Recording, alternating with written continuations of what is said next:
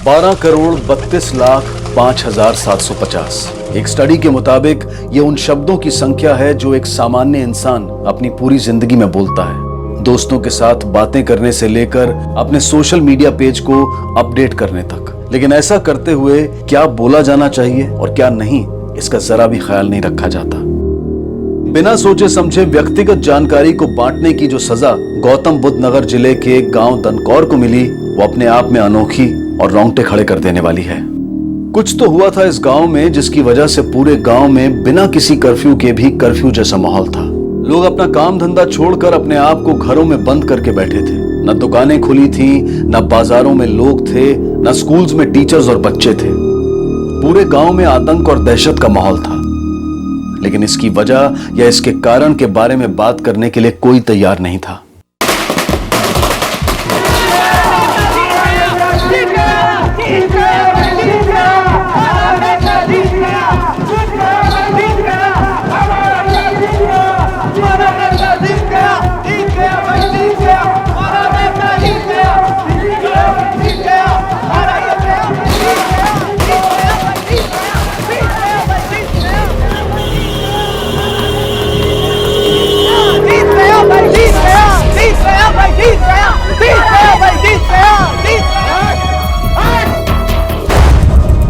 क्या कर रहा है चुनाव? क्या कर रहा है तू? अरे तेरा भाई चुनाव हार गया तो दिमाग खराब हो गया तेरा? अरे दिमाग तो उन लोगों का खराब हुआ जिन लोगों ने मेरे भाई साहब को वोट नहीं दिया। 26 वोट से हारे ना, 26 लोगों को मारूंगा मैं। अरे चुनो, चुनाव में हार जीत लगी रहती है। फौजी प्रवचन बंद कर, गिनती गिनना शुरू कर।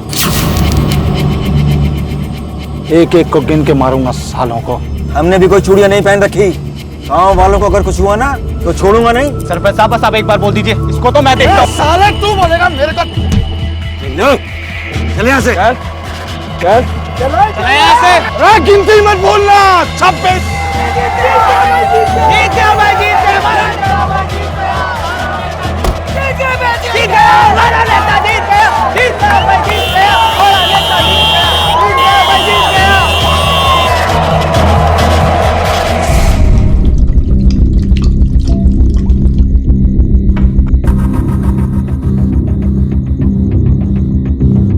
अब भी वही चुनाव के बारे में सोच रहे भाई। डकैती कर गया वो, हलवा है क्या 26 लोगों को मारना? कुछ नहीं कर सकता वो, हम है ना।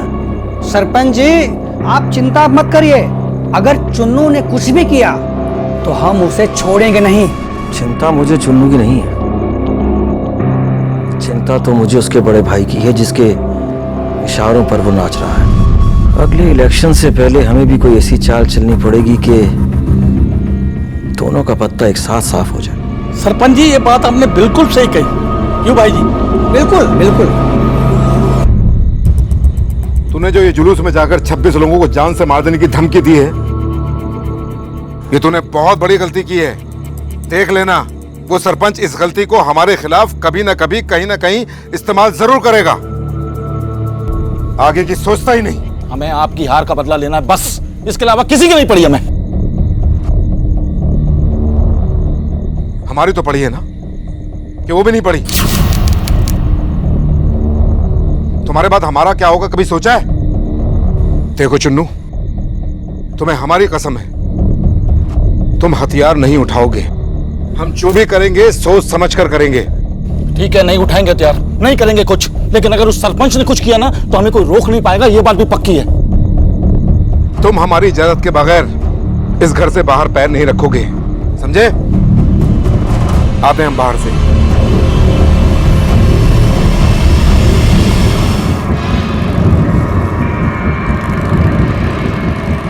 अरे ओ, तेरे बाप का रोड है साला, चल साइड कर साला।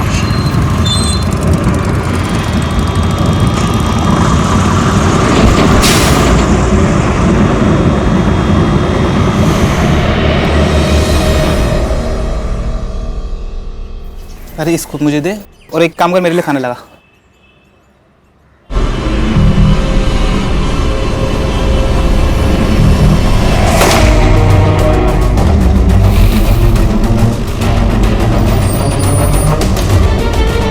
सर, हत्या सुबह हुई, हत्या के दौरान पत्नी घर पे थी, लेकिन वो कुछ बोल नहीं रहे थे सर। प्लीज हटिए, साइड हटिए, पीछे होइए।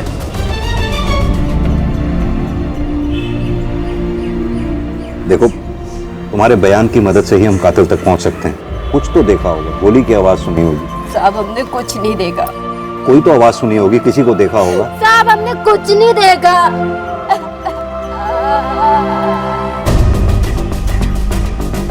भाई आप लोगों में से तो किसी ने कुछ देखा होगा, कोई गोली की आवाज सुनी होगी, जिससे ये पता चल सके किसने किया ये सब। चुन्नू ने मारा है इसे सर। आप? जी मैं गांव का सरपंच हूँ और ये लोग उसी के डर से सच नहीं बोल रहे। आप इतने यकीन के साथ कैसे कह सकते हैं कि चुन्नू नहीं मारा इसे? मैं इतने यकीन के साथ इसलिए कह सकता हूँ कि अभी 2 दिन पहले उन लोगों को कहा था कि मैं 26 लोगों को मारूंगा। हाँ देखिए, आज उसने पहली गिनती शुरू भी कर दी। तो सरपंच साहब, आपने तब हमें क्यों नहीं इत्तला दी जब चुन्नू ने सब गांव वालों को धमकी दी थी? सर वो उस वक्त हमें लगा कि हार की झल्लाहट की वजह से वो बकबक कर रहा है। हमें नहीं पता था कि वो जो कह रहा है वो करके भी दिखाएगा। अब अभी का अभी अरेस्ट कीजिए उसे।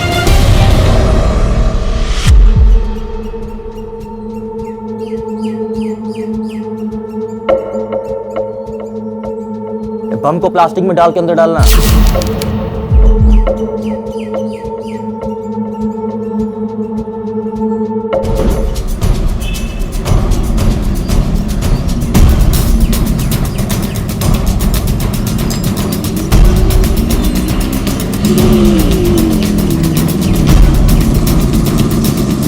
रुक, गाड़ी रोक।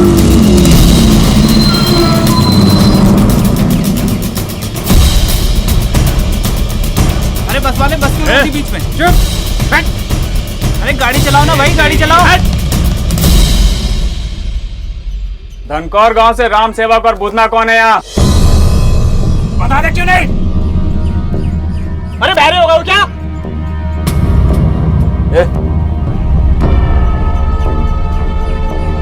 ये बताता क्यों नहीं है?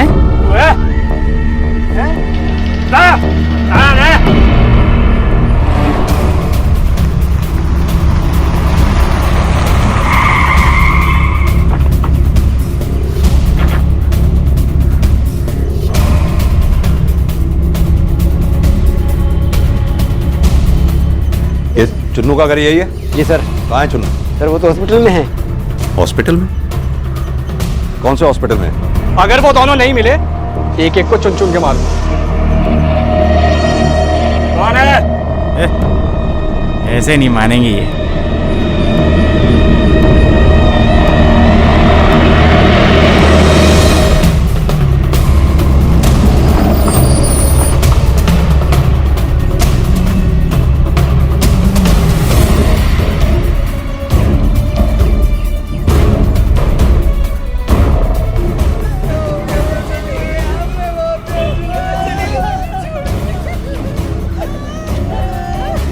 सर ये चुन्नू जी है। ठीक है, जाओ।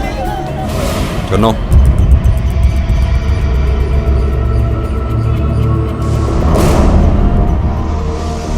लगता है तुम लोग बताओगे नहीं, हैं? बता नहीं तो इस बच्ची को गोली मार देंगे। हैं? वो दोनों। पकड़ इसको, पकड़ इसको।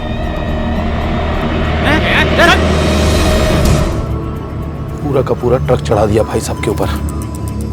आखिरी बार देखने को चेहरा भी नहीं बचा उनका। ये सब सरपंच ने करवाया है, जानता हूं मैं। हाँ लेकिन सरपंच का ये कहना है, इलेक्शन हारने के बाद तुमने 26 आदमियों को मारने की धमकी दी थी, वो भी सरेआम। धमकी तो सरपंच ने भी दी थी और पूरी कर दी।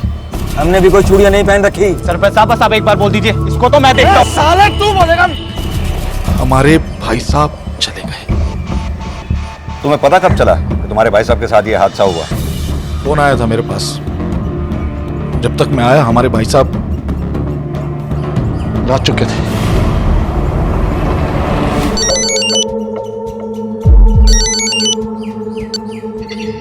हाँ बोल। भाई साहब मिल गए ये दोनों।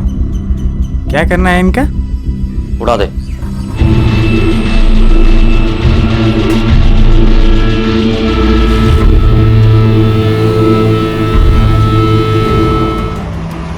सर क्या लगता है आपको, पहले सरपंच और चुन्नू खुलेआम एक दूसरे को धमकी देते हैं, फिर 2 दिन बाद सरपंच के करीबी रघु का मर्डर हो जाता है, ठीक उसी दिन चुन्नू के भाई का भी एक्सीडेंट हो जाता है। चुन्नू के भाई का एक्सीडेंट रात में हुआ था और उसके कुछ ही घंटों बाद रघु की मौत हुई थी। चुन्नू के मुताबिक रघु की मौत के समय चुन्नू हॉस्पिटल में था, तो हो सकता है यह खून चुन्नू ने खुद न करके करवाया हो, और चुन्नू भी अपनी जगह सही हो सकता है।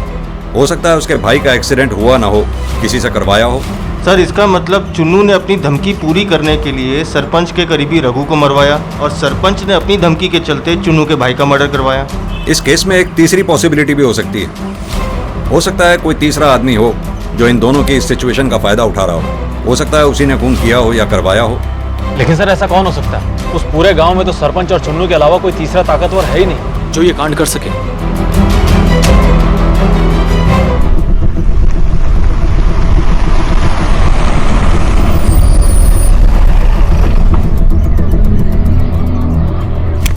थोड़ा पीछे हटो, थोड़ा पीछे हटिए, थोड़ा पीछे हटिए, थोड़ा साइड में हो जाइए।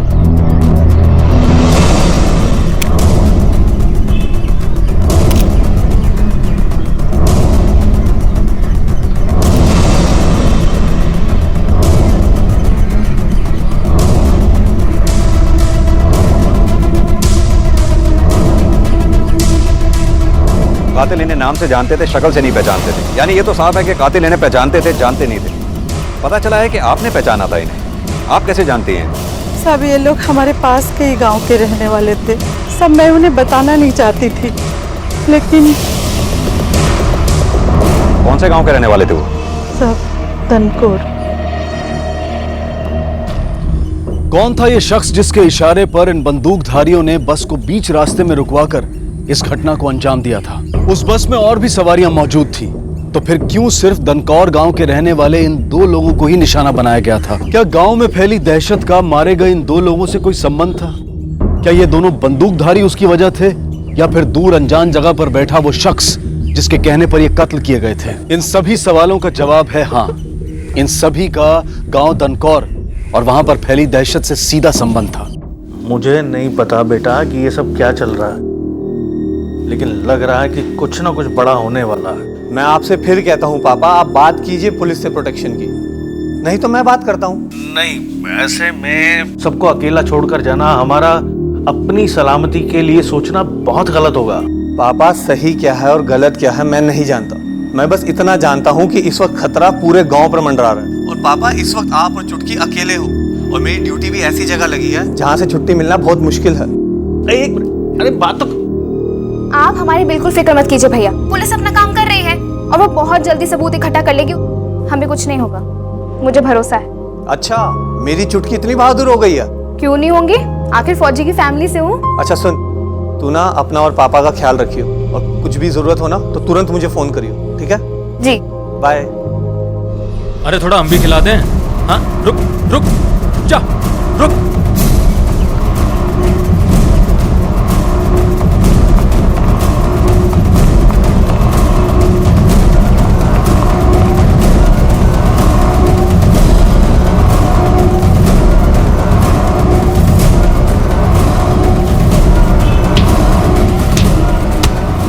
बोल, वो तेरा दूसरा दोस्त है? हाँ बोल, बुला, चल थाने में चल के बताना। पहचानिए, यही है वो दोनों? अगर वो दोनों नहीं मिले, एक एक को चुन चुन के मारूंगा। अरे बहरे हो गए क्या? हाँ जी सर, यही दोनों हैं। यही है? यही लोग हैं। आप जा सकते हैं। जी सर। कुछ बोला इन्होंने? नहीं सर। ये ऐसे नहीं बताएंगे, लगाएं।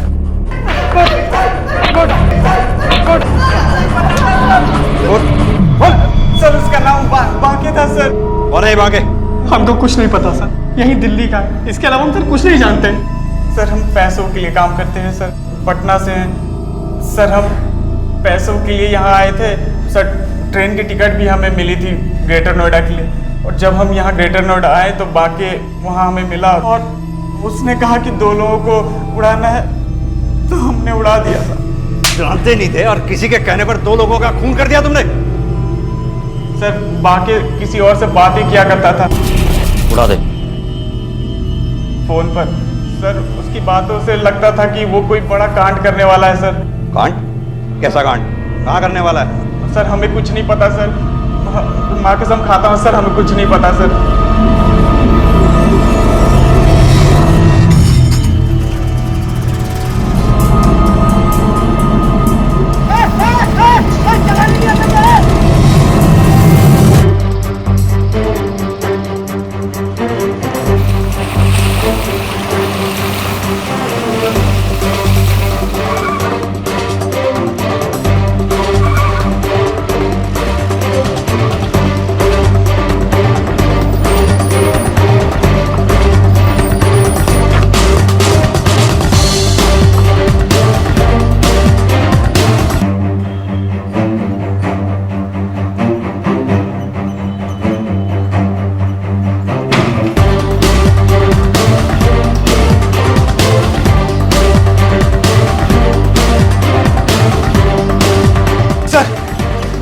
सर यहाँ तो कोई भी नहीं है, लगता है भाग गए। मोबाइल की लोकेशन तो यही थी ना सर। एक काम करो, आसपास किसी से पता करो, हो सकता है किसी ने कोई मूवमेंट देखी हो। सर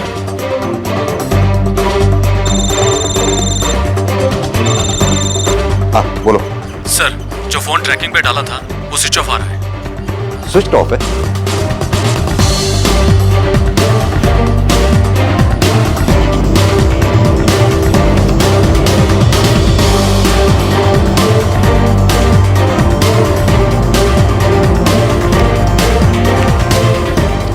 सिम भी नहीं है, इसका मतलब ये टूटा हुआ सिम इसी का। बिना सिम के इसको ट्रैक कैसे करें? सर ये यहाँ से साइकिल से जा रहा था, इसने किसी टेम्पो को देखा भी जाते हुए। क्या देखा तुमने? साहब सिर्फ एक हरे रंग के टेम्पो को देखा, इस तरफ जा रहा था, अब मुझे ठोकने ही वाला था साहब। नंबर नोट किया उसका? सर वो तो ठीक से नहीं दिखा, कुछ डीएल लिखा हुआ था, और हाँ सर उसमें पीछे कुछ शेर का निशान बना हुआ था साहब। कितने लोग थे उसमें? सब वो नहीं मालूम साहब। ठीक है यादव, सर हर जगह नाकाबंदी लगाओ, जितने भी डीएल हरे रंग के टेम्पो हैं, खासतौर पर वो जिस पे शेर का निशान है, अच्छी तरह से पूछताछ करो। जिस किसी पे भी शक हो मुझे इन्फॉर्म करते रहना, ठीक है? पुलिस ने उन दोनों शूटर्स की मदद से एक स्केच तैयार करवाया और उस स्केच में जो चेहरा निकलकर सामने आया वो मथुरा के एक हिस्ट्री शीटर का था। बांके लगभग इस मामले की शुरुआत से ही मथुरा से गायब था। पुलिस ने उसे वांटेड घोषित कर दिया था और अब उसे ढूंढने की पूरी कोशिश की जा रही थी। फोन तो चुन्नू ने किया, सबको पता है, फिर भी पुलिस उसे नहीं पकड़ती। कहाँ से पकड़ेगी, सब मिले हुए हैं। देखो पुलिस भी बिना सबूत और गवाह के क्या कर लेगी है? अच्छा लो चाय लो। देखो ये तुम जान लो कि एक दिन चुन्नू को जेल की सलाखों के पीछे जाना ही जाना। अच्छा हो जाए हमने चुन्नू के भाई को वोट नहीं दिया। जो इंसान चुनाव हारने के बाद इतनी गदर काट रहा है, चुनाव जीत जाता जाने क्या करता। ए भैया सरपंच जी का मकान किधर है? आगे से बाएं। ठीक है धन्यवाद।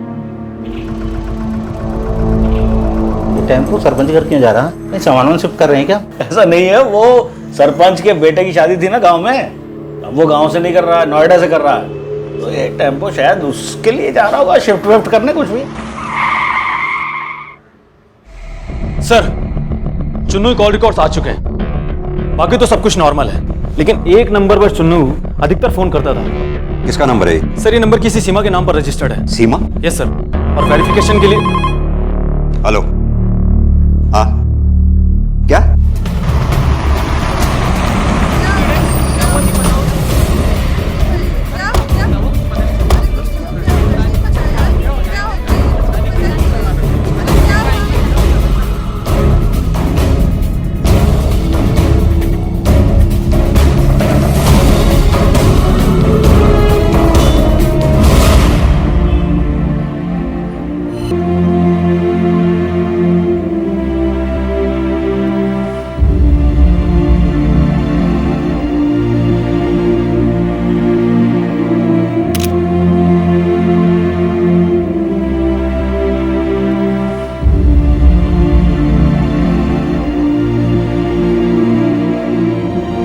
बेटा किसने किया ये सब? चुन्नू ने? देखो बेटा, मैं समझ सकता हूं कि तुम्हारी आंखों के सामने इतना बड़ा हादसा हुआ, तुम पर क्या बीत रही होगी, लेकिन इस हादसे को अपनी कमजोरी मत बनाओ, अपनी हिम्मत बनाओ, अपने पापा के बलिदान को बेकार मत जाने। बोलो बेटा। जरा अपना हाथ दिखाना। बेटा उम्र कितनी है तुम्हारी? 17 साल।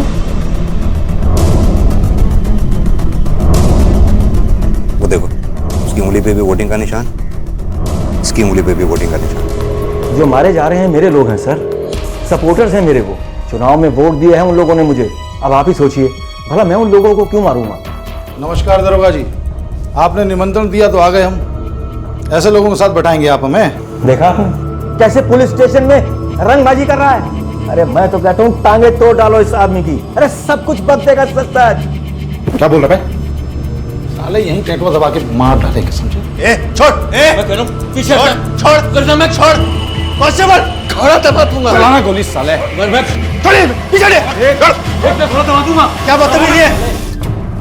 ये पुलिस स्टेशन है, आपके गांव का चौपाल नहीं। आइंदा से ऐसी हरकत की ना तो भूल जाऊंगा कि आप कौन है। लाइसेंसी है इन जैसे लोगों को सबक सिखाने के लिए। अब आप तो कुछ करेंगे नहीं? लाइसेंसी है और आप गांव के सरपंच हैं, तो इसका मतलब पुलिस स्टेशन में मौत का नंगा नाच करेंगे हैं? एक बात कान खोलकर सुन लो तुम दोनों, जिस दिन तुम दोनों के खिलाफ एक भी सबूत मिला, घसीटते हुए यहाँ ले आऊंगा, फिर दिखाते रहना अपनी राजनीति, समझे? चलो निकलो यहाँ से।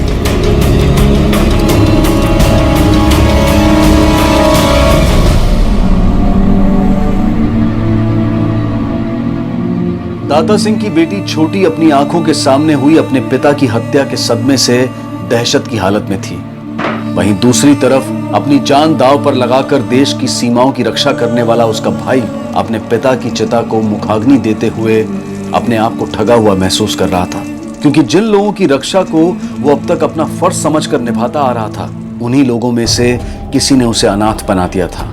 गांव सुनसान हो चुका था। घर के भीतर भी माँ बाप अपने बच्चों का हाथ छोड़ने को तैयार नहीं थे, जैसे उन्हें डर हो कि अगर उन्होंने हाथ छोड़ा तो कोई भेड़िया उनके बच्चों को दांतों में दबा कर ले जाएगा।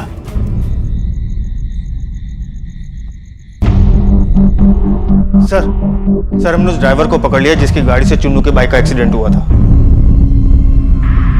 चलो। किसके कहने पे किया था तूने ये एक्सीडेंट? वो गलती से हुआ था साहब, और गलती भी मेरी नहीं, उसकी ही गलती थी। अरे ओ, तेरे बाप का रोड है साला, चल साइड कर साला। वो मेरे आगे आगे चल रहा था जैसे कोई नशे में चलता है साहब, अचानक से ब्रेक मार दी। इस ड्राइवर के कहे मुताबिक अगर चुन्नू के भाई की मौत वाकई एक्सीडेंट से हुई है तो सरपंच के ऊपर शक करने की कोई वजह नहीं है हमारे पास। हाँ, कातिल चुन्नू जरूर हो सकता है।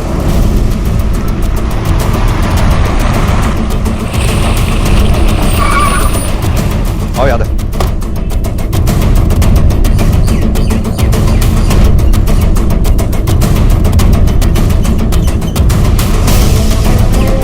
चुन्नू कहाँ है ये? क्या उधर? चुन्नू कहाँ है? वो तो यहाँ नहीं है सर। एक इधर जाओ आदमी। बताओ तो सही क्या हुआ साहब? मैं देखो।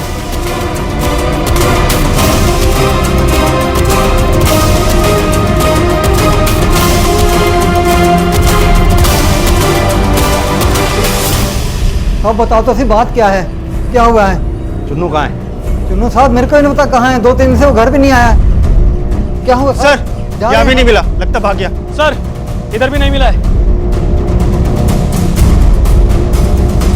कटकौर गांव में मरने वालों की संख्या अब 6 तक पहुंच गई थी, और मरने वालों में सिर्फ वही लोग थे जिन्होंने ग्राम पंचायत चुनाव में सरपंच को अपने वोट दिए थे। अगर इन हत्याओं का जिम्मेदार वाकई चुन्नू चंदेल था भी, तब भी पुलिस के हाथ उसके खिलाफ कोई ठोस सबूत नहीं लगा था। और अगर ये सरपंच की चुन्नू को हमेशा हमेशा के लिए अपने रास्ते से हटाने की साजिश थी, तो ये साजिश सफल होती नजर आ रही थी, क्योंकि सरेआम गांव के 26 लोगों को मारने की धमकी देकर चुन्नू ने सरपंच को खुद ये मौका दिया था। बहरहाल सच्चाई ये थी कि आने वाले वक्त में गांव में 20 हत्याएं और होनी थी, लेकिन ये हत्याएं कब होनी थी, कहां होनी थी और किन लोगों की होनी थी, इसके बारे में किसी को कोई अंदाजा नहीं था।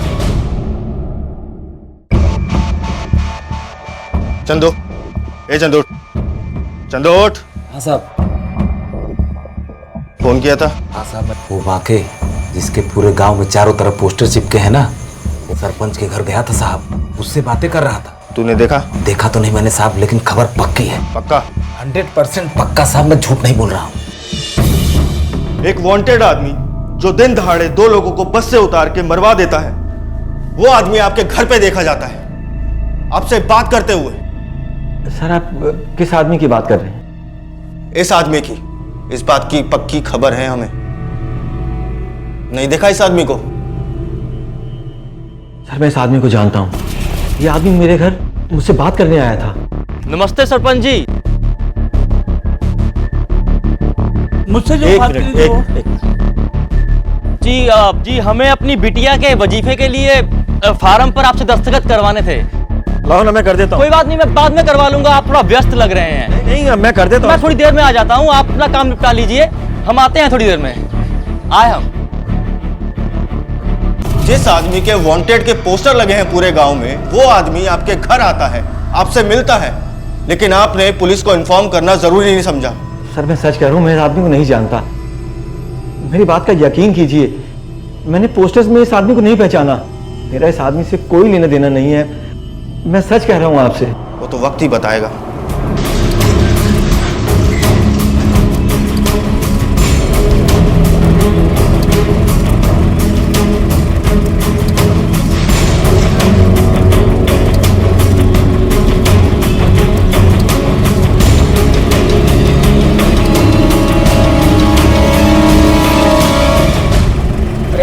बाकी भैया आगे तो नाकाबंदी है।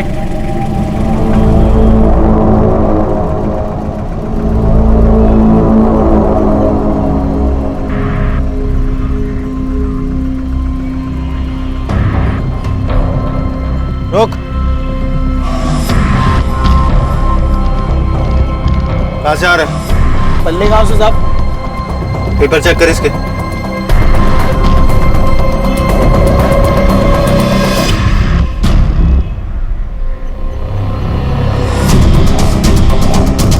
और हाँ सर, उस पे पीछे कुछ शेर का निशान बना हुआ था साहब। हाँ यादव बोलो। सर वो शेर के निशान वाला टेम्पो मिल गया है। उस टेम्पो को जाने दो। लेकिन सर यादव मैंने बोला ना उसकी तलाशी नहीं लेनी। हमारे लिए उसमें रखे सामान से ज्यादा ये जानना जरूरी है कि ड्राइवर टेम्पो को लेके कहाँ जा रहा है। उसको सेफ डिस्टेंस से फॉलो करो और मुझे सारी अपडेट्स देते रहना। ठीक है सर।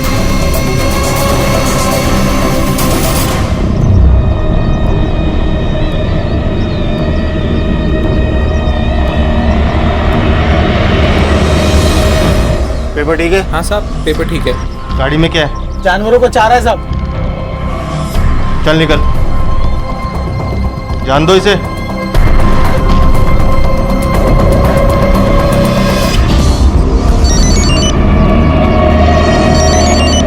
हेलो। हाँ भैया निकल गया, नाके से निकल गया मैं। चल ठीक है, तू जल्दी से पहुंच। तुझे पता ना क्या करना है? हाँ पता है क्या करना है। ठीक ठीक, तू पहुंच। हेलो भैया जी, पहले आपने मोबाइल से बचने की बात की, फिर आपने नाकाबंदी से। अरे जहाँ जहाँ आपने बोला था ना वहीं वहीं नाकाबंदी थी और हम वहाँ से बच के निकल गए हैं। अरे इसीलिए तो हम आप पर फिदा हैं। अरे आप उड़ती चिड़िया के पर तो क्या, उसके पेट में पड़े दाने भी गिन लेते हैं। हाँ भैया जी, हाँ पहुँच रहे हैं हम। जी जी जी।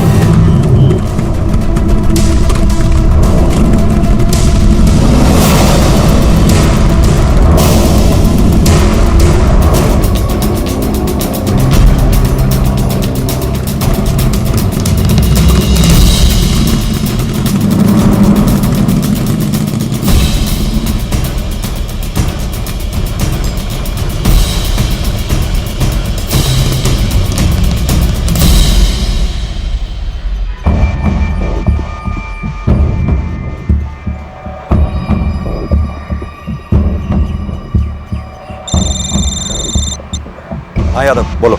सर दादरी गांव में एक मकान के पास आके उसने टेम्पो रोका अपना। एक काम करो, घर पर नजर बनाए रखो, मैं बैकअप फोर्स लेकर आ रहा हूँ, ध्यान रखना। Okay sir.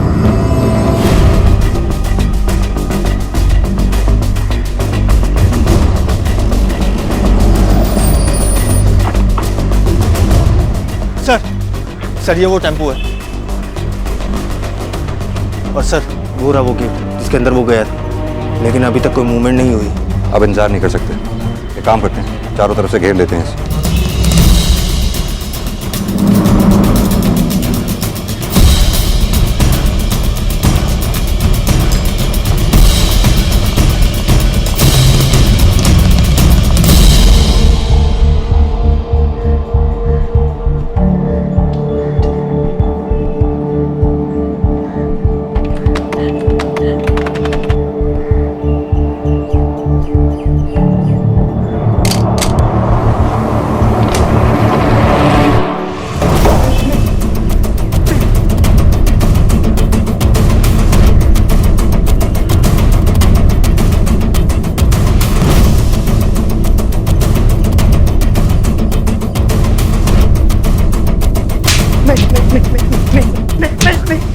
नहीं साहब, नहीं। क्या कर रहा है? क्या प्लान है तेरा? मुझे कुछ नहीं पता साहब, मुझे कुछ नहीं पता। दाता सिंह की बेटी छोटी ने बांके का चेहरा पूरे गांव में लगे पोस्टर से पहचान लिया और पुलिस के समझाने और हिम्मत दिलाने के बाद उसके खिलाफ बयान देने को राजी हो गई।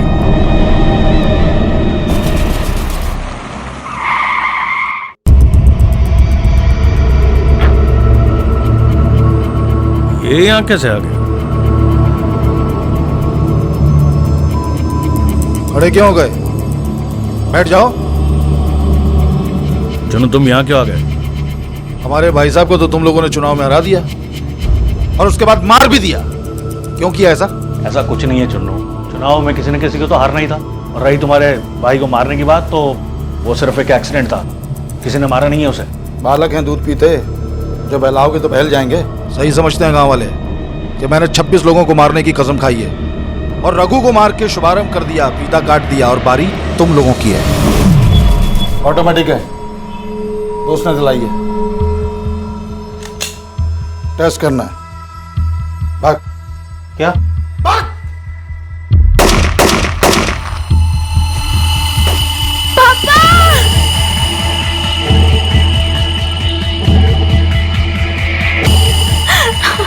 आंखें खोलो।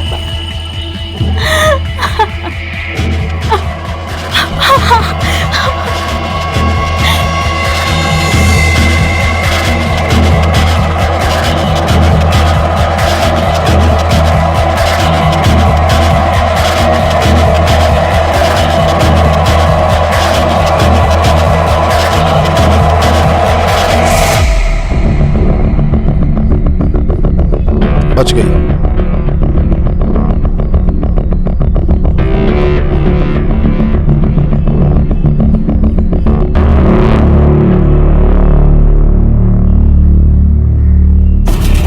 सर, गौर करने वाली बात यह है कि चुन्नू 2 साल पहले जेल में था और उसी वक्त बाके अवैध हथियारों की सप्लाई के केस में उसी जेल में था और दोनों 3 महीने तक एक ही सेल में थे।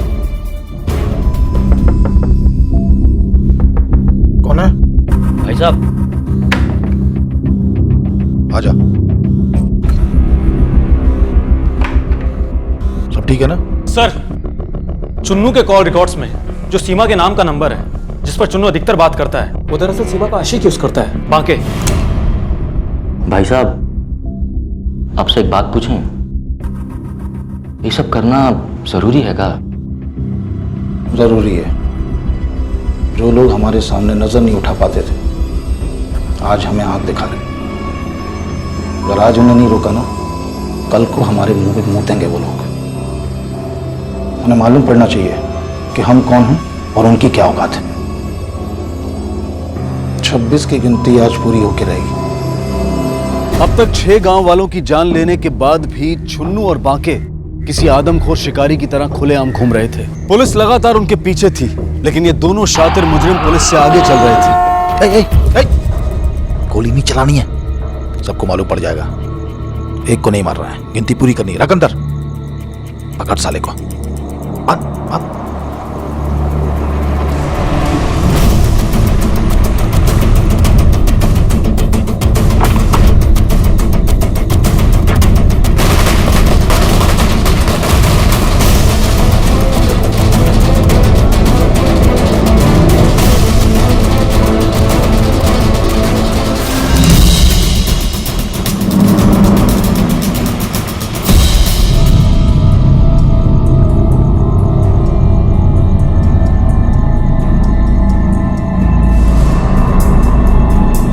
हाँ बोल। हाँ भैया जी, हाँ भैया, ऊपर सब क्लियर है। नीचे कर, नहीं तो ठोक दूंगा इसको। धनकौर गांव के 20 लोग साइड में हो जाओ। साइड में आओ।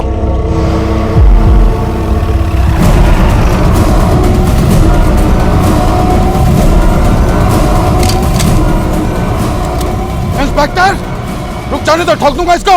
चुन्नू, हथियार फेंक दे अपने। तुझे पता है तू यहाँ से बचकर नहीं जा सकता। तुझे गलत फहमी हुई है Chunnu.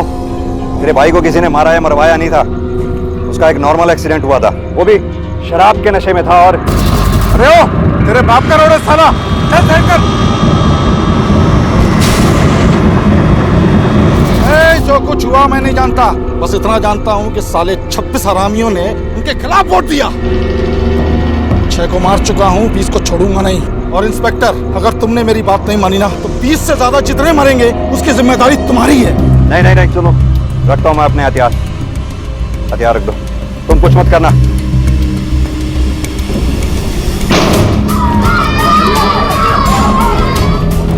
Pandey, don't shoot, don't shoot, don't shoot. किसी को भी गोली लग सकती है। नहीं नहीं नहीं।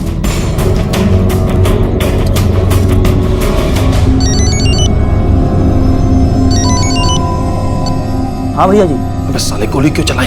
अरे भैया जी, अगर हम गोली नहीं चलाते तो पुलिस आपको गोली मार देती। अरे वो आपके पीछे खड़ा था ना पुलिस वाला। अच्छा ठीक है ठीक है, देख टेम्पो आया क्या अपना? देखता हूँ। हाँ भैया जी, टेम्पो आ गया, वो आपके पास ही है। सुन, मेरी गन गिर गई, कट्टा है मेरे पास, कवर फायरिंग से पीछे दरवाजे से निकलता हूँ मैं। सालों की 20 की गिनती पूरी करनी है आज।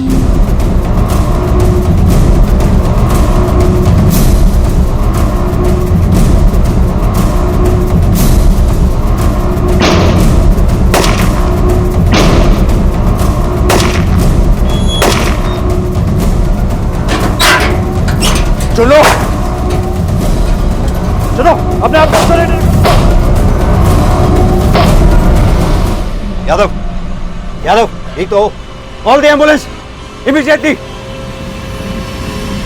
उस गोलीबारी में छुन्नू चंदेल को मार गिराया गया और बांके और उसके गैंग के दूसरे साथियों को हिरासत में ले लिया गया। आखिरकार दनकौर गांव और उसमें रहने वाले लोगों को उनके आतंक से आजादी मिली। इस साल हम अपनी स्वतंत्रता की 70वीं सालगिरह मना रहे हैं, लेकिन बड़े अफसोस की बात है कि आजादी मिलने के इतने सालों के बाद भी हमें अभी तक पूरी तरह से आजादी नहीं मिली है, यानी कि पूर्ण स्वराज नहीं मिला है। अगर हम वाकई जुर्म की बेड़ियों से आजाद होना चाहते हैं तो हम सबको एकजुट होकर उसी तरह से जुर्म के खिलाफ लड़ाई लड़नी होगी जिस तरह से हमने देश की आजादी की लड़ाई लड़ी थी। अब मैं अनूप सोनी आपसे विदा लेता हूं, फिर मुलाकात होगी अगले एपिसोड में एक और चौंका देने वाले केस के साथ। तब तक अपना और अपने परिवार का ख्याल रखें और देखते रहें क्राइम पेट्रोल डायल 100। सबक एक को सीख हम सबको। जय।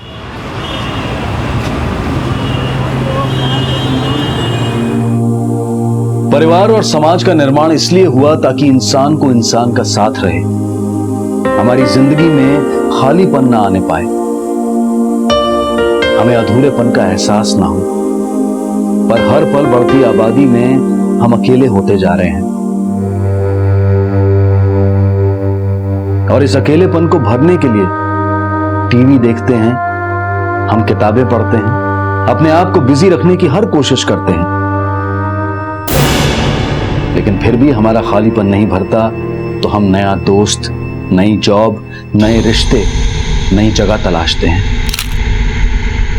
पर कभी कभी ये तलाश हमें बेबस और तन्हा बना देती है, और बेबस तन्हाई रुके हुए पानी की तरह होती है जो अगर सड़ने लगे तो अपराध का ऐसा अंकुर फूटता है कि एक दिन विशालकाय पेड़ बन जाता है।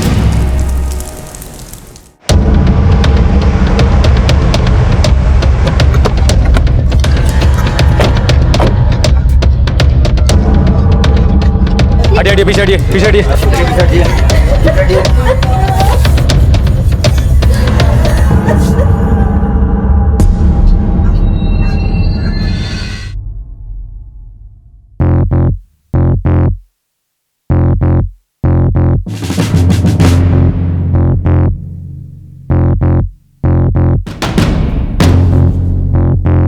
सर ये आरती यहाँ की मेड, इसी ने फोन किया था। साहब सुबह मैंने कई बार बेल बजाई पर कोई जवाब नहीं आया। मुझे लगा मैं साहब कहीं बाहर गई होंगी, इसलिए मैंने डुप्लीकेट चाबी से दरवाजा खोल दिया। ये डुप्लीकेट चाबी कहाँ से आई तुम्हारे पास? साहब वो मैडम ने दी थी जब वो घर से बाहर गई थी। कब से काम कर रही है? 3 साल से साहब। क्या नाम है तुम्हारी मैडम का? सुजाता कौशिक साहब। हमारी मैडम यहाँ अकेली रहती थी साहब। उनका पति बेटी वो कहाँ है? पति मैडम को 6 महीने पहले छोड़कर चले गए साहब। क्या नाम है उनके पति का? साहब प्रियांक कौशिक। उनकी बेटी? मयूरी दीदी। मयूरी दीदी ने मैडम के खिलाफ जाकर अपनी मर्जी से शादी कर ली साहब। किससे? कार्तिक साहब से साहब। वो यहाँ पर दीदी को गाना सिखाने आते थे साहब। शादी के बाद वो दोनों कभी घर वापस नहीं आए। हमारी बहन साहब बिल्कुल अकेली पड़ गई थी साहब। उनकी जिंदगी में अकेलापन और सूनेपन के सिवाय कुछ भी नहीं था साहब। सर अलमारी और लॉकर तो लॉक्ड है, लूट का भी कोई साइन नहीं है और विक्टिम का मोबाइल भी नहीं मिला है। तुम्हारी मैडम मोबाइल यूज करती थी?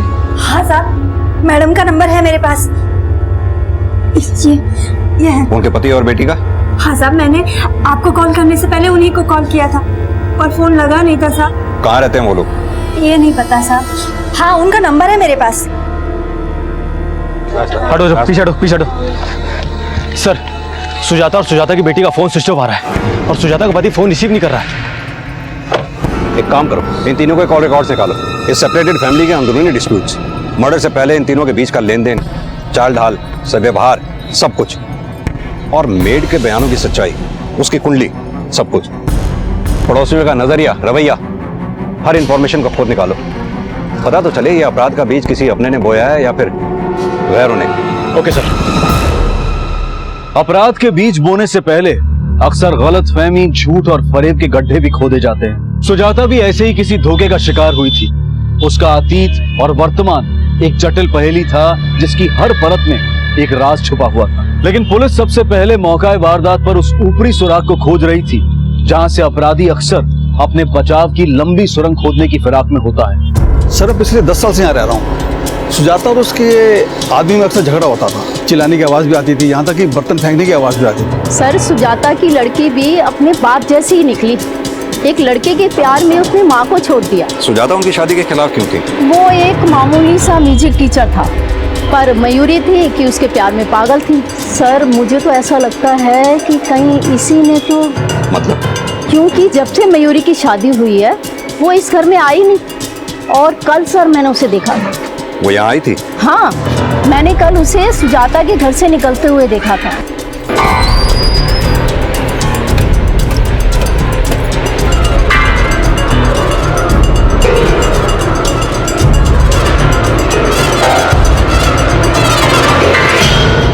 कितने बजे होंगे उस वक्त? यही कोई 2, सवा 2 बजे के आसपास है। आपने उस ऑटो का नंबर नोट किया या कुछ भी याद है आपको? नहीं सर, मुझे ऐसा कुछ याद नहीं है।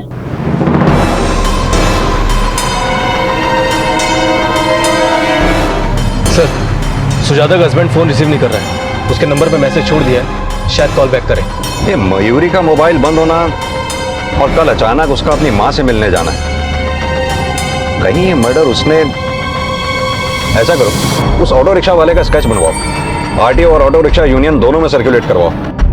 हो सकता है उसका बयान से ही हमें कोई लीड मिले। Okay sir.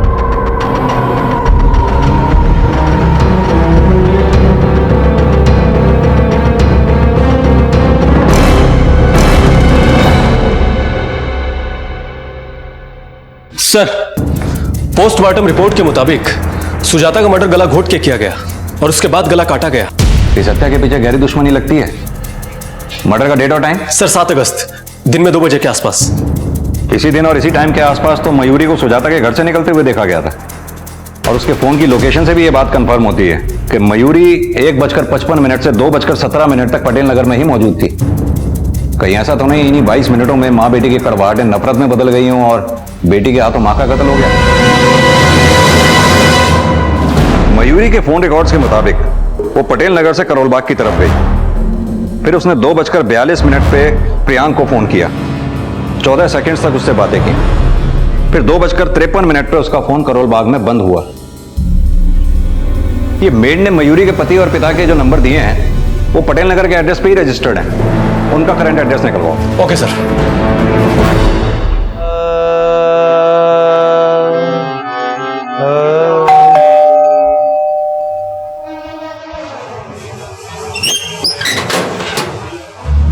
कार्तिक। हाँ सर, मैंने मयूरी को 1-2 बार कॉल किया था, लेकिन उसका फोन नहीं लगा था। हो सकता है उसके फोन की बैट। पर सर, आप ये सब मुझसे क्यों पूछ रहे हैं? कहीं मयूरी के साथ कुछ बुरा तो नहीं हुआ ना? बुरा मयूरी के साथ नहीं, उसकी माँ के साथ हुआ।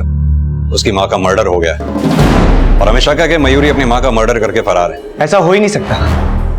मयूरी अपनी माँ का मर्डर कर ही नहीं सकती। तो फिर उसका फोन क्यों बंद आ रहा है? और अगर उसका फोन बंद था तो तुमने अपनी सास को फोन क्यों नहीं किया? सर, वो मेरी उनसे बातचीत तो मयूरी की भी बंद थी 3 महीनों से। फिर अचानक? सर, मयूरी को उनकी याद आ रही थी। याद आना और हत्या वाले दिन ठीक वहां जाना इत्तेफाक नहीं, साजिश। सर, आप कहना क्या चाहते हैं? यही कि ये राग इत्तेफाकी हमारी समझ में नहीं आ रहा कि सुजाता जैसी रईस माँ की बेटी ने इस घर के किराएदार से दिल कैसे लगा लिया। सर, मयूरी मुझसे सच्चे दिल से प्यार करती थी, और 1 साल पहले जब मैंने मयूरी को संगीत सिखाना शुरू किया तो मुझे नहीं पता था कि हम दोनों इतने करीब आ जाएंगे। मयूरी की आवाज में एक इनहेरेंट पेन था, शायद इसलिए कि बचपन से वो अपने इस दर्द में पली कि उसके पेरेंट्स कभी एक दूसरे के हमदर्द ही नहीं बने। मुझे तुमसे कुछ बात नहीं करनी है, प्लीज। अरे, और मैंने किया क्या है? आरती, अगर आपकी फाइल नहीं मिली तो मेरी प्रॉब्लम नहीं करनी है मुझे बात, तुम अंदर जाओ बस।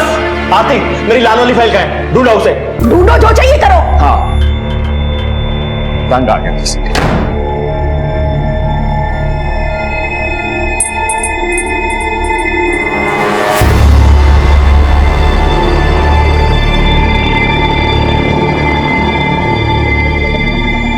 मयूरी के पेरेंट्स के बीच में दूरियां बढ़ रही थी और हम दोनों करीब आ रहे थे। 6 महीने पहले उन्होंने डिवोर्स लेने का फैसला किया और वो दोनों अलग रहने लगे। मयूरी अपनी माँ के साथ ही रह रही थी और एक दिन उन्हें हमारे अफेयर के बारे में पता चल गया। निकल जा मेरे घर से, और आज के बाद अगर तू मेरी बेटी के आसपास भी आया ना तो मुझसे बुरा कोई नहीं होगा। मामा, और खबरदार अपने कार्तिक को कुछ भी कहा तो। I love him. मयूरी ने उन्हें कन्विंस करने की बहुत कोशिश की, लेकिन वो लोग हमें समझ नहीं पाए। अगर तेरी बीवी को अपनी माँ की याद वहां खींच के ले गई तो जो वो निशानियां वहां छोड़कर भागी वो क्या है? कहीं ऐसा तो नहीं तुम दोनों मियाँ बीवी मिलकर कोई जुगलबंदी? सर, आप बेकार में हम पे शक कर रहे हैं। सर, इस मर्डर में किसी और का हाथ है। किसका?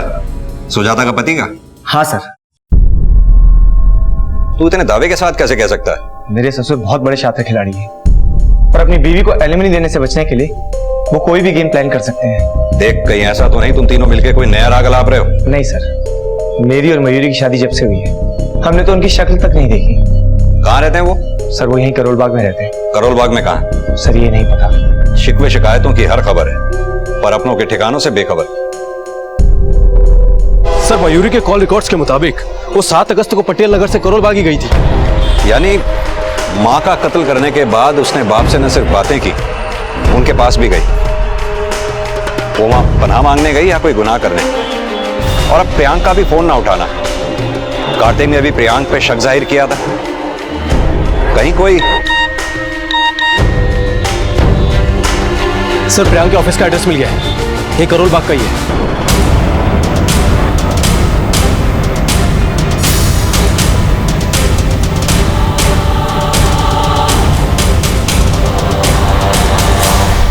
प्रियांक कौशिक जी बोलिए। हम आपको इतनी देर से फोन ट्राई कर रहे हैं, आप फोन ही नहीं पिक कर रहे हैं। इनफैक्ट आपको मैसेज भी छोड़ा था हमने। आप मुझे फोन कर रहे थे? लेकिन किस नंबर पर? 98100326। इस नंबर के फोन में अक्सर रिसीव नहीं करता हूँ और हमेशा अपने साथ भी नहीं रखता। वो क्यों? कुछ बेमतलब के लोग। खैर छोड़िए इन बातों को, लेकिन आप ये बताइए आप मुझे फोन क्यों कर रहे थे? ये बताने के लिए कि आपके वाइफ का मर्डर हो गया है। मैं और सुजाता एक दूसरे के लिए बने ही नहीं थे। भले ही हमारा रिश्ता 25 साल तक खिंचा, लेकिन हमारे ख्यालात कभी मिले ही नहीं। अगर काम ही करना था तो ऑफिस में रहते, घर आने की क्या जरूरत थी? कम से कम मैं चैन से सो तो जाती।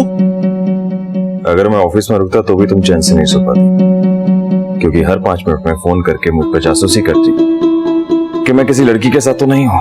संन्यास तो नहीं लिया ना तुमने, तो फिर मेरे नजदीक क्यों नहीं आते?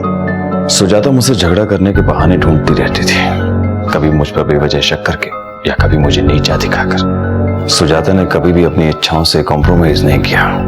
वो पैसे उड़ाती और उसे मेरे बिजी रहने पर भी बहुत प्रॉब्लम थी। उसके इस दोगलेपन से मैं पूरी जिंदगी भर पिछता रहा। सुजाता, क्या है ये सब? क्रेडिट कार्ड का इतना बिल? क्यों, इतना भी नहीं कमाते हो क्या जो मेरे खर्चे उठा सको? सुजाता, तुम्हारे खर्चे उठा सकता हूँ, लेकिन जो तुम्हारा एटीट्यूड है। मैं जैसी हूँ ना वैसे ही रहूंगी। इतने सालों में ये भी नहीं समझ पाई क्या तुम? आपने कहा वो आप पे शक करती थी, इस बात में कितनी? कोई सच्चाई नहीं है, बल्कि वो तो खुद ही।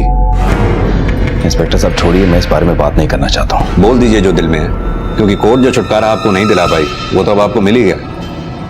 तो आप ये सोच रहे हैं कि मैंने सुजाता को मर्डर किया? हो भी सकता है, इतनी एलिमनी जो मांग रही थी वो आपसे।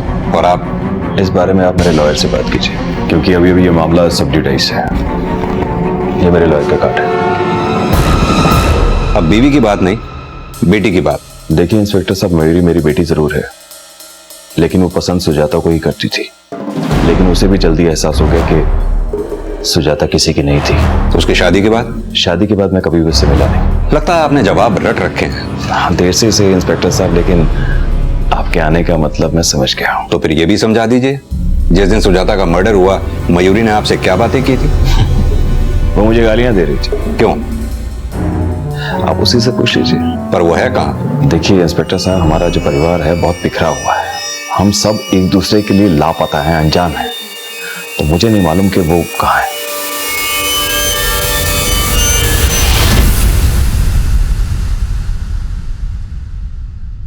सर प्रियांक के एटीट्यूड से तो ऐसा लग रहा है कि उसको सुजाता की नहीं बल्कि अपनी बेटी की भी कुछ नहीं पड़ी है। हो सकता है प्रियांक ने मयूरी को सुजाता का मर्डर करने के लिए उकसाया हो। एक काम करो, इस प्रियांक का नया मोबाइल नंबर की कॉल डिटेल निकालो। बोल नरेश। ठीक है, लेके आओ उसे। सर उस आरटीओ से ऑटो रिक्शा वाले का पता चल गया जिसके ऑटो में मयूरी बैठी थी। हाँ सर जी, इस छोरी को रिठालाते उठाया और पटेल नगर छोड़ दिया। लेकिन ये तो पटेल नगर से करोल बाग भी गई थी। हाँ सर जी, करोल बाग भी गई थी, लेकिन पहले मैंने इसे पटेल नगर छोड़ा। यही रोक दे, ये लो। साहब ये ऑटो से उतर के अपने घर गई तो मैं अपना ऑटो साफ करने लगा। मैंने सोचा और भी सवारी देख लेता हूँ यहीं पर। इतने में दौड़ के फिर आई और कहने लगी करोल बाग चल। अपनी माँ के घर से कितनी देर में वापस लौटी थी? साहब 4 से 5 मिनट हुए होंगे। अच्छा, जब इसने ऑटो किया इस आदमी को तूने कहीं आसपास देखा था? अब साहब इतना तो ध्यान दिया नहीं। इतना तो ध्यान होगा कि उस लड़की को करोल बाग में कहाँ उतारा था तूने? हाँ साहब, अजमल खां रोड। बहुत तावड़ी मचा रही थी छोरी।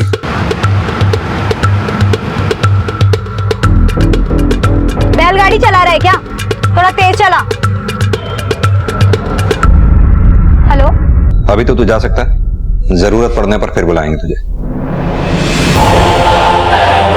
मयूरी अपनी माँ के घर से 4-5 मिनट में वापस लौटी, शायद अपनी माँ की लाश को देख के। फिर वो वहां से करोल बाग प्रियांक के ऑफिस भी गई। मयूरी के गायब होने में प्रियांक का हाथ भी हो सकता है। एक काम करो, मयूरी की फोटोग्राफ शहर के हर पुलिस स्टेशन में सर्कुलेट करो। पता तो चले कि मयूरी के अचानक गायब होने के पीछे आखिर राज क्या है। Okay sir. 1 मिनट शर्मा, अगर प्रियांक ने अपना लॉयर अपॉइंट किया हुआ है तो सुजाता का भी कोई ना कोई लॉयर जरूर होगा, उसके बारे में पता करो। मियाँ बीवी की टकरार में सुजाता का नजरिया, प्रियांक की असल शख्सियत के बारे में उस लॉयर से हमें काफी कुछ पता चल सकता है। Okay sir.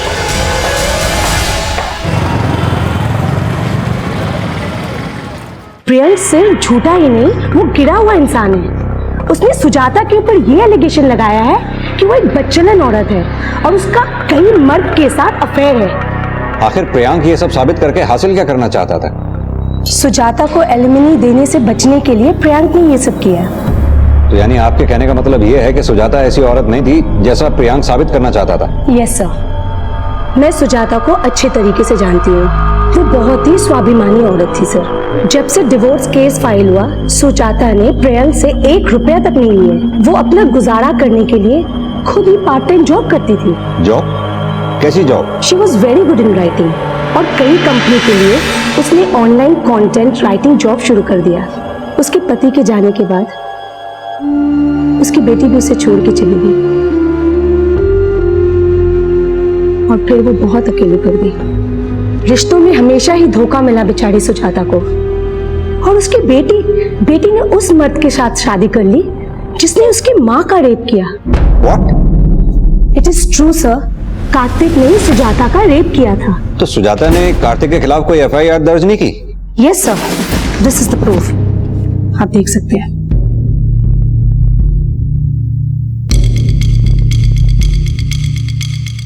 सर 3 महीने पहले सुजाता कौशिक ने कार्तिक खत्री के खिलाफ रेप की शिकायत की थी और हमने उसे अरेस्ट भी किया था। लेकिन सुजाता की बेटी मयूरी कौशिक ने एक काउंटर कंप्लेंट दर्ज किया था सर। मैम, मेरी मम्मा झूठ बोल रही है। वो कार्तिक से बदला लेना चाहती है क्योंकि हम दोनों ने उनकी मर्जी के खिलाफ शादी की थी। ये सब उन्हीं की चाल है। वो हम दोनों के बीच गलतफहमी पैदा करके उसे मुझसे दूर करना चाहती है। सर सुजाता ने कहा था कि उसका रेप 1 महीने पहले हुआ था, इसलिए कार्तिक के खिलाफ कोई स्ट्रॉन्ग एविडेंस नहीं मिल पाया। सर मेरी बात तो सुनिए सर। सर मेरी बात तो सुनिए, मैंने कुछ नहीं किया। सर मेरी बात तो सुनिए। रेप? पर सर मैंने तो किसी का रेप नहीं किया है। सुजाता ने तेरे खिलाफ FIR दर्ज कराई थी। सर वो झूठी FIR थी जो पहले प्रूव हो चुकी है। लेकिन अब गड़े मुर्दे उखड़ेंगे। सुजाता का मर्डर हुआ है, तेरे खिलाफ FIR दर्ज थी और रेप चार्जेस में पुलिस कैसे रिमांड लेती है ये तो तू जानता ही होगा। जो कुछ भी हुआ हम दोनों की मर्जी से हुआ है। मर्जी से हुआ? तू बोलेगा और हम मान लेंगे? सर मैं सच कह रहा हूँ, मैं मानता हूँ कि हम दोनों से गलती हुई, बट मैं मयूरी से प्यार करता हूँ। बहुत पहुंचा हुआ कलाकार निकला तू तो, माँ और बेटी दोनों से। खोपड़ा मत झुका, जबान खोल, नहीं तो ना गाने लायक बचेगा ना बजाने लायक। कुछ गलतियां इंसान जानबूझकर नहीं करता, हो जाती है। और मैं सुजाता जी की जिंदगी का वो मुसाफिर था जिसने उनका हाथ तो थामा लेकिन वफा नहीं कर पाया। हमको उनसे है वफा की उम्मीद, जो जानते ही नहीं कि वफा क्या है। जब भी मयूरी घर पे नहीं होती थी तो हम बहुत बातें करते थे, हम अच्छे दोस्त बन गए थे। और वो अपने नाकाम रिश्तों का दर्द शेर व शायरी में बयां करती थी, मुझे अपना हमदर्द समझने लगी थी। आइंदा मुझे कॉल मत करना और मैं डिवोर्स पेपर भिजवा दूंगा, साइन कर देना। और जब प्रियांक ने उन्हें छोड़ दिया तो उनकी जिंदगी के खालीपन में मेरी एक अलग जगह बन गई थी।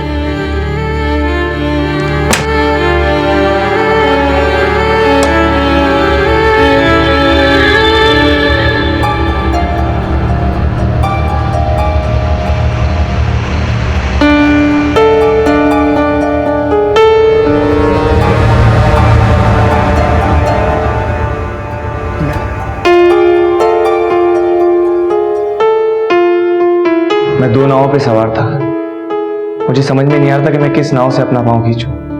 मयूरी,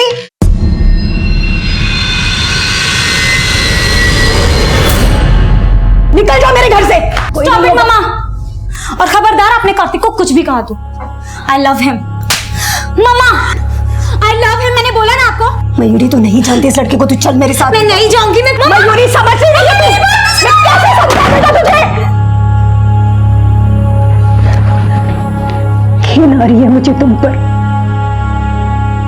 तुम जानते थे ना कि मैं तुमसे प्यार करती हूँ, फिर भी मेरे साथ साथ मेरी बेटी को भी।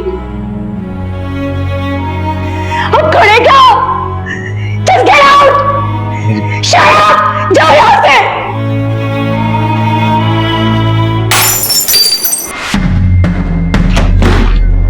मयूरी, मयूरी, मेरे बेटा, ये क्या किया तूने मयूरी? सुजाता जी मेरे और उनके रिश्ते के बारे में मयूरी को बताने की हिम्मत जुटा नहीं पाई और फिर हमने शादी कर ली। मयूरी को वापस अपनी जिंदगी में लाने के लिए उन्होंने मुझ पर रेप केस किया। मयूरी को मेरे ऊपर विश्वास था, सुजाता ने जो रेप के एलिगेशंस लगाए थे वो प्रूव नहीं कर पाई। लेकिन सच्चाई ज्यादा दिन तक छुपती नहीं है। मयूरी को जब तेरी असलियत के बारे में पता चला तो वो तुझे छोड़कर अपनी माँ के पास चली गई, लेकिन तूने सुजाता को पहले ही मार डाला और शायद फिर मयूरी को भी। सर आप ये क्या कह रहे हैं? मेरे और सुजाता की बीच के रिलेशन के बारे में मयूरी को कुछ पता नहीं चला था। मेरा सिर्फ उससे झगड़ा हुआ था। कैसा झगड़ा?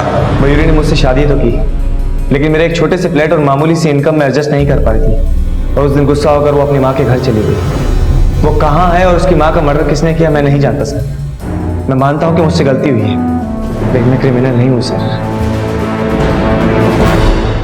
पति, बेटी, दोस्त, हर रिश्ते ने सुजाता को चोट पहुंचाई। हर कोई उसे छोड़ चुका था। वो एक तन्हा जिंदगी जीने पर मजबूर थी, लेकिन फिर भी वो इस तन्हा जिंदगी में एक नई जिंदगी तलाश रही थी और उसकी यही तलाश उसकी हत्या की वजह बनी। सुजाता का हर करीबी उसका दोषी नजर आ रहा था। प्रियांक और कार्तिक शक के दायरे में थे और मयूरी का लापता होना भी रहस्य बना हुआ था।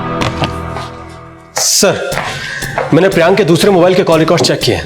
सुजाता की हत्या के एक दिन पहले उसके दोनों मोबाइल की लोकेशन उसके ऑफिस की ही थी। लोकेशन तो कार्तिक की भी उस दिन सुजाता के घर की नहीं थी, लेकिन यह भी तो हो सकता है कि कार्तिक और प्रियांक उस दिन बिना फोन के ही मर्डर करने गए। सर ऐसा भी तो हो सकता है कि मर्डर मयूरी ने किया हो, क्योंकि मर्डर के बाद से वही लापता है।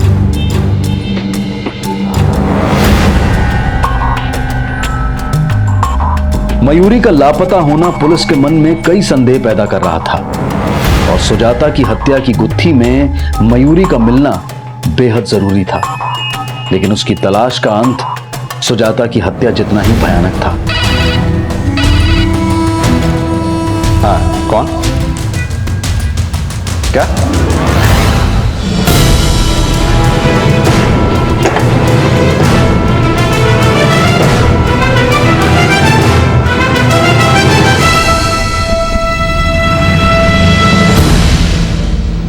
सर वो लाश हमें 9 अगस्त की शाम बैठा के एक जंगल में मिली।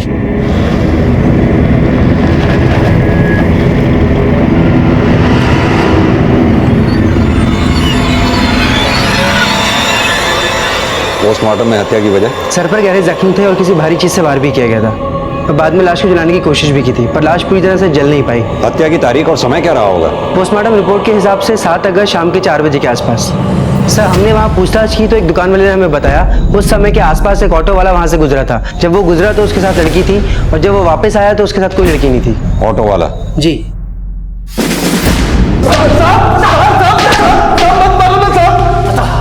साहब मैंने किसी को नहीं मारा साहब, सच कह रहा हूँ। झूठ मत बोल। 7 अगस्त को तेरे मोबाइल की लोकेशन वही थी जहां मयूरी का मर्डर हुआ था। अब तू सच बोलेगा या हम बुलवाएं? साहब बताता हूँ ना साहब, 1 मिनट। साहब वो छोरी ऑटो में भी बहुत चिक चिक कर रही थी, तब भी मैंने उसे पटेल नगर छोड़ दिया साहब। यही रोक दे, ये लो।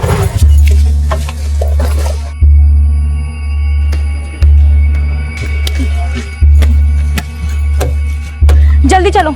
अब कहाँ जाना है मैडम? बकवास बंद करो और जल्दी चलो करोल बाग। बैलगाड़ी चला रहा है क्या? थोड़ा तेज चला। हेलो, करोल बाग शुरू हो गया मैडम, आपको जाना कहाँ है? अरे चलाता रहना, जब उतरना होगा बता दूंगी।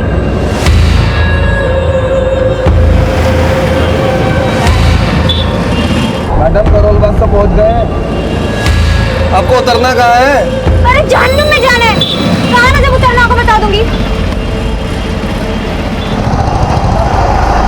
एक बात बोलूं मैडम, दिल्ली सेफ ना है लड़कियों के लिए। जहाँ जाना टाइम पे पहुंच जाओ, अंधेरा होने से पहले। तुम्हारा प्रॉब्लम क्या है? तुम थोड़ी देर चुप नहीं रह सकते हो क्या? मैडम एक बात ही तो बता रहा हूँ, इतनी गर्म क्यों हो रही हो? अब अगर अपना मुंह खोला ना तो मैं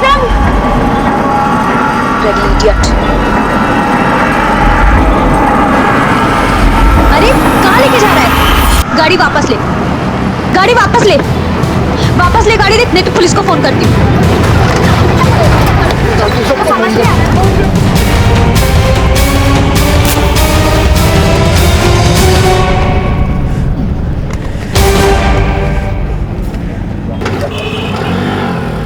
सब वो छोरी को बोलने की तमीज ना थी और मुझसे गुस्सा बर्दाश्त नहीं होता। कोई बात नहीं, अब जेल में प्राणायाम करियो, फिर तेरा गुस्सा काबू आएगा।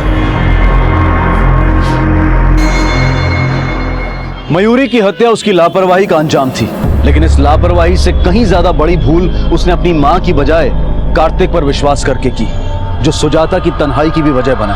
और परिणाम ये कि ना सुजाता मयूरी की गलतफहमी दूर करने के लिए जिंदा बची और ना ही मयूरी को अपनी गलती सुधारने का मौका मिला।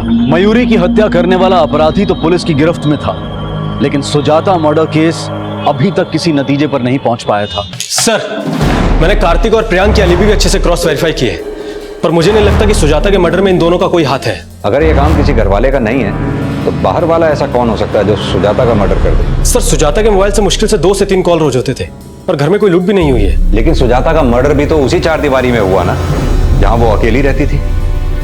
उसकी तन्हाई के कुछ तो ऐसे राज होंगे जो उसकी हत्या की वजह बने। सर, सुजाता के घर उसके मेड के अलावा और कोई नहीं आता था। रात को 9 बजे ही इनकी घर की लाइट बंद हो जाती थी। और कोई खास बात जो आपने नोटिस की हो? सर, पहले वो गार्डन में भी आ जाया करती थी, लेकिन पिछले 6 महीने से उसने गार्डन में भी आना जाना बंद कर दिया था। Thank you. सर, आस पड़ोस के सभी लोगों से पूछताछ की, लेकिन कुछ खास इन्फॉर्मेशन नहीं मिली है।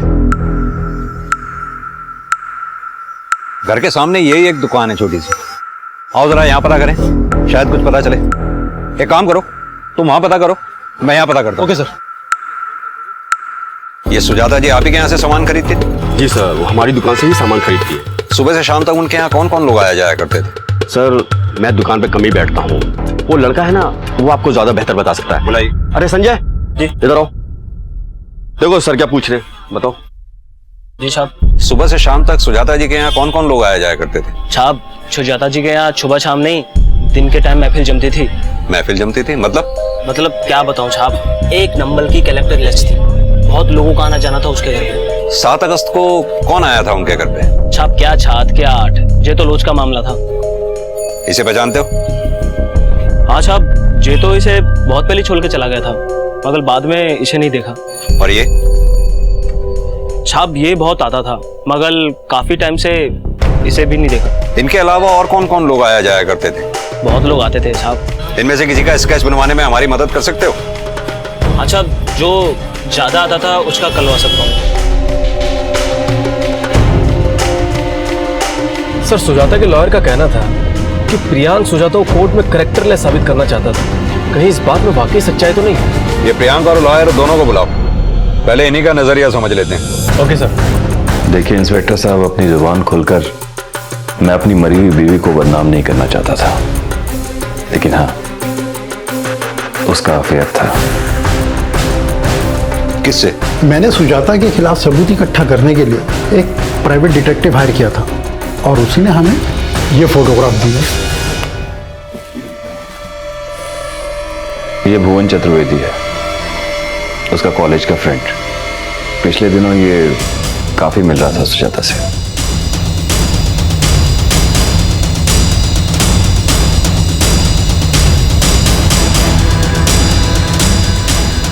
हाँ साहब, ये जो सुजाता जी की गल बहुत ज्यादा था साहब।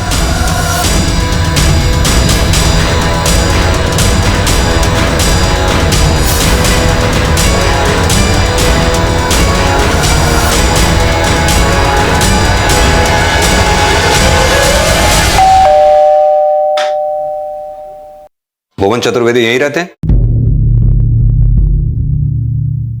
हाँ, सुजाता से मेरा मिलना जुलना था, पर आप ये सब क्यों पूछ रहे हैं? क्योंकि एक हफ्ता पहले सुजाता जी का मर्डर हो गया है। व्हाट? जी। सुजाता और मैं बहुत अच्छे दोस्त थे कॉलेज में। उसके बाद हमारे रास्ते अलग अलग हो गए। बहुत सालों बाद सोशल नेटवर्किंग साइट के थ्रू हम टच पे आए। बस इसी तरह हमारी बातचीत का सिलसिला शुरू हो गया। करीबन 3 महीने पहले मैं उससे मिला तो पता चला कि वो एकदम अकेली पड़ चुकी थी। सॉरी यार, तुम इतने दिनों के बाद मिले हो और मैं अपने दुखड़ी सुनाने लगी। ये बताओ ना, क्या खाओगे? बहुत कुछ सह के भी मुस्कुराने की कोशिश कर रही हूँ। तुम जो मिले हो इसलिए ये कोशिश भी हो गई। मेरी मौजूदगी उसका खालीपन भर देती थी। बस इसलिए उसको कुछ पल का सुकून देने के लिए मैं उससे मिलने लगा। लेकिन दोस्ती का हर फर्ज आसान नहीं होता। मैं सुजाता की तन्हाई का दर्द महसूस करता था, पर अपनों का हर दर्द पूरी तरह से बांटा भी तो नहीं जा सकता। बस हमारी बातचीत और मिलने का सिलसिला रुक गया। करीबन 20 दिन पहले सुजाता मुझसे आखिरी बार मिलने आई। बोलो, क्या बात है? तुम्हें पता है, प्रियंक ने एक प्राइवेट डिटेक्टिव हायर किया था और उसके पास तुम्हारी और मेरी फोटोग्राफ्स है। कैसी फोटोग्राफ्स? दरअसल वो मुझे एलिमनी देने से बचना चाहता है। वो कोर्ट में बस यही साबित करना चाहता है कि मैं कैरेक्टरलेस वुमन हूँ। व्हाट? तुम मुझसे घर पर मिलने आया करते थे ना? हाँ। तो वो ये साबित करना चाहता है कि तुम्हारा और मेरा कोई अफेयर चल रहा है, और ये अफेयर पहले से ही था। यहाँ तक कि उसके पास मेरे और कार्तिक के भी कुछ फोटोग्राफ्स हैं। तो तुम मेरे पति के अलावा भी? कावेरी, क्या बोल रही हो तुम कुछ भी नहीं जानती हो। मुझे कुछ जानना भी नहीं है। और तुम यही चाहती हो ना, जैसे तुम्हें तुम्हारे पति ने छोड़ दिया, मुझे भी मेरा पति छोड़ दे। I'm sorry.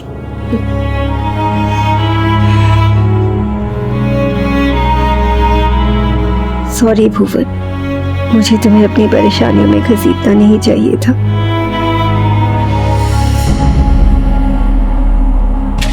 सर, मैंने भुवन और उसकी वाइफ कावेरी के कॉल रिकॉर्ड चेक किए हैं। कावेरी के फोन की लोकेशन कभी सुजाता के घर थी ही नहीं, और भुवन भी 1 महीने पहले तक ही सुजाता के घर जा रहा था। लेकिन सुजाता और कार्तिक की आखिरी मुलाकात में सुजाता के डर की वजह वो डिटेक्टिव था।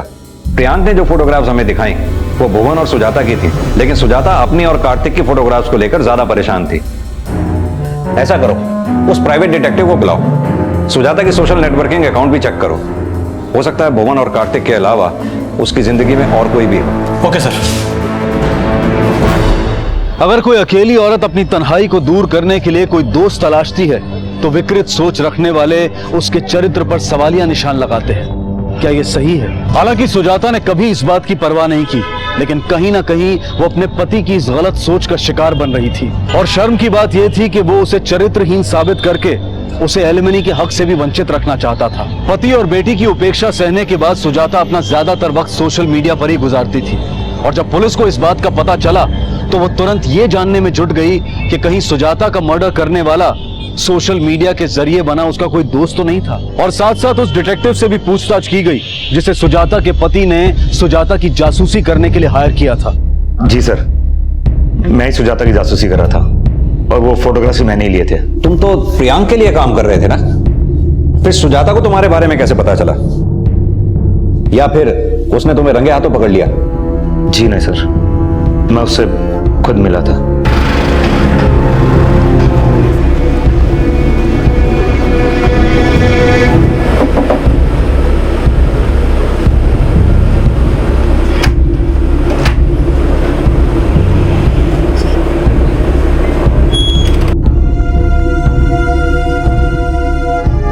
उन फोटोग्राफ्स को सीक्रेट रखने के लिए मैंने उससे पैसे मांगे थे।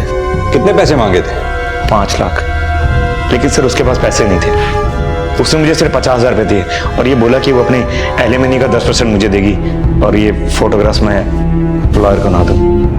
लेकिन तुमने जो फोटोग्राफ्स प्रियांक के लॉयर को दिए वो? सर मैंने सुजाता भुवन के फोटोग्राफ्स दिए थे जो कि बहुत नॉर्मल थे, लेकिन सुजाता और कार्तिक के नहीं दिए थे। सुजाता से तुम आखिरी बार कब मिले थे? तकरीबन 20-22 दिन पहले सर। 7 अगस्त को तुमने कोई? उसके बाद में मैंने कोई फोटोग्राफ्स लिए और ना मैं कभी मिला सर। ठीक है, तो तुमने जो जो फोटोग्राफ्स लिए हैं वो सब हमें दिखाओ।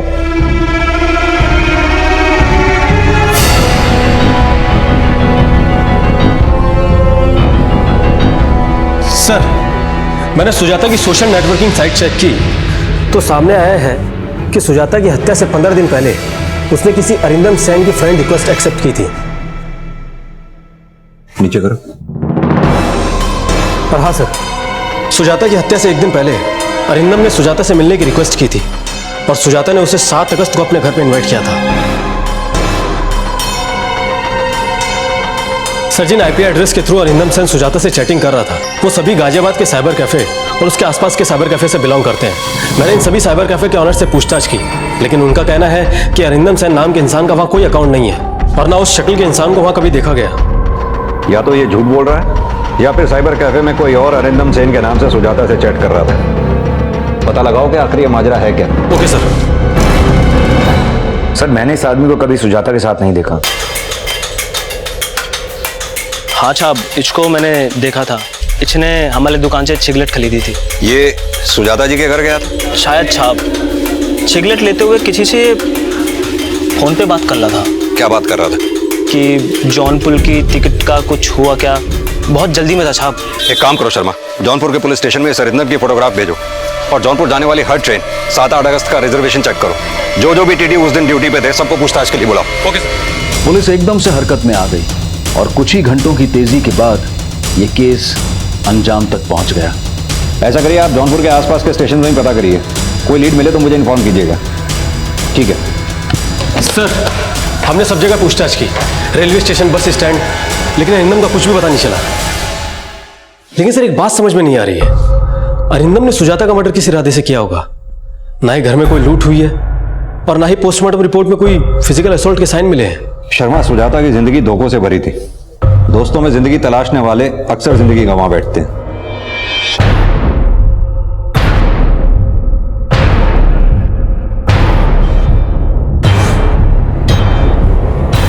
लगता है अरिंदम हमें मिल गया।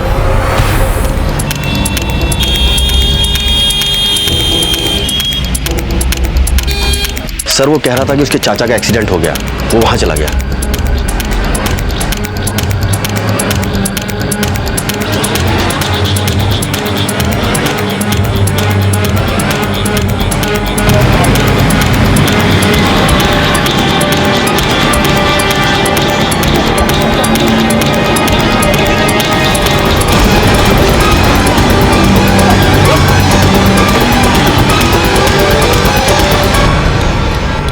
ये देख रहे हो, ये धुंधला सा चेहरा, ये यहां भी है और ये खड़ा हुआ, यही अरिंदम है। बताता हूं बता दो साहब। बता, बोल। साहब, सुजाता जी ने मुझे खुद उकसाया था साहब। अच्छा। हाँ साहब, सुजाता जी को दोस्त बदलने का शौक था, तो मैं भी अपनी किस्मत आजमाना चाहता था साहब। कभी भुवन, कभी कार्तिक, मैं भी अपना नंबर लगाना चाहता था साहब। जब मैं उसके घर पे सामान रखने जाता था तो मैंने देखा वो चैटिंग बहुत करती थी, तो मुझे लगा इस जरिए मैं उसको पटा सकता हूँ। उसने मुझे दोस्त बना लिया और फिर हम चैटिंग करने लगे। मैं सुजाता जी की सोच समझ चुका था, उन्हें मेरी बातें पसंद भी आने लगी थी। एक दिन मैंने सुजाता जी को मिलने के लिए लिखा तो उन्होंने तुरंत हाँ कर दी।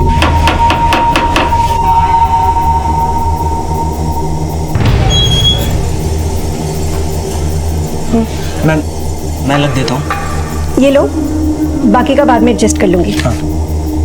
सुजाता जी, आप बहुत सुंदर लग रही हैं। Thank you. मैं अच्छा लिखता हूँ ना? मैं जबान छाप करने की प्रैक्टिस भी कर लूँ। वो सब ठीक है, पर अब तुम जाओ। पर आप तो मेरे साथ टाइम बिताना चाहते थे ना? सुजाता जी, मैं वही हूँ जिसका आपको इंतजार है। मैं ही अलिंदम हूँ।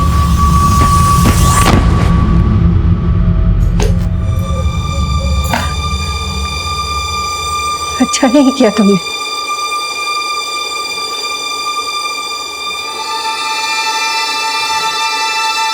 बिल्कुल ठीक नहीं किया। मैं तो क्या मैं? कैसे कोई किसी के इमोशंस के साथ खेलता है क्या? झूठ बोलता है क्या?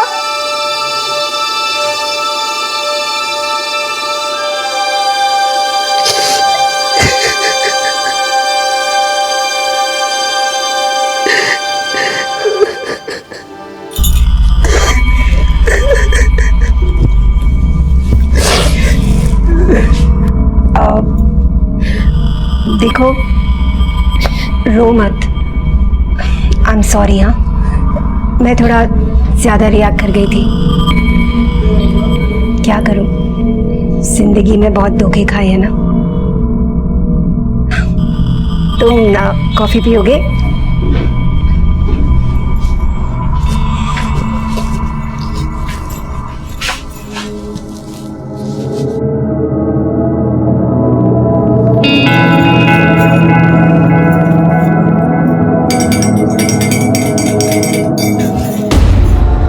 क्या कर रहे थे तुम? पागल हो गई हो क्या? मैं जानता हूं आप मुझसे प्यार करती हैं। हाँ? तुम ऐसे सोच भी कैसे सकते हो? सुजाता जी, आई लव यू। निकलो यहाँ से। Just get out! मैं प्यार करता हूँ आपसे। तुम पागल हो, तुम जाओ यहाँ से। मैं कह रहा हूँ आपसे प्यार करता हूँ। प्रियांक की उपेक्षा, कार्तिक का विश्वासघात और मयूरी की गलतफहमी का शिकार होने के बाद सुजाता की जिंदगी में सिर्फ तन्हाई थी। हमारा अकेलापन हमारे अपने ही दूर कर सकते हैं, इसलिए अपनों से इतना दूर कभी ना हो कि उनकी जगह कोई अपराधी ले ले। इसी विचार के साथ अब मैं अनूप सोनी आपसे विदा लेता हूं। फिर मुलाकात होगी अगले एपिसोड में एक और चौंका देने वाले केस के साथ। तब तक अपना और अपने परिवार का ख्याल रखें और देखते रहें क्राइम पेट्रोल डायल 100। सबक एक को सीख हम सबको। जय हिंद। इस तरह के और भी एपिसोड देखने के लिए हमारे चैनल को सब्सक्राइब करें और बेल आइकन दबाना ना भूलें।